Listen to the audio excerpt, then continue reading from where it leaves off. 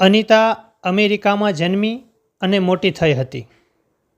તેને ઇન્ડિયામાં દાદા દાદીને મળવાની બહુ ઈચ્છા થતી, પણ દાદા દાદી ઇન્ડિયામાં ગામડામાં રહેતા હતા. એટલે તેના મમ્મી પપ્પા અનિતાને ઇન્ડિયા આવવા દેતા નહોતા, એમ કહીને કે ઇન્ડિયાના ગામડામાં ન જવાય, ત્યાં કોઈ સ્ત્રીની ઇજ્જત કરતું નથી. આપણા ગામડે જગ્ગુ નામનો માણસ છે, એ ગુંડા જેવો છે, તું મુશ્કેલીમાં મુકાઈ જઈશ. અનિતા જીદ કરી ઇન્ડિયા ગામડે દાદા દાદીને મળવા આવી. એક દિવસ ફરતા ફરતા બહુ દૂર નીકળી ગઈ. અનિતાએ જોયું કે એક વ્યક્તિ ક્યારની તેની ઉપર નજર રાખી રહી છે.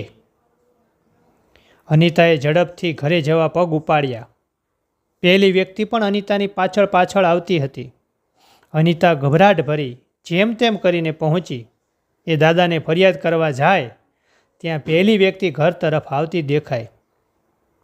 અનિતાએ ભય સાથે કહ્યું, દાદા, આ વ્યક્તિ મારો પીછો કરતી હતી અને પીછો કરતી કરતી આપણા ઘર સુધી આવી ગઈ.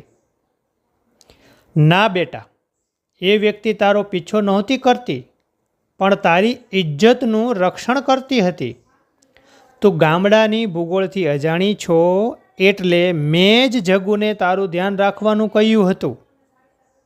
આવ જગ્ગુ, તે તારું કામ ચોકસાઈપૂર્વક કર્યું.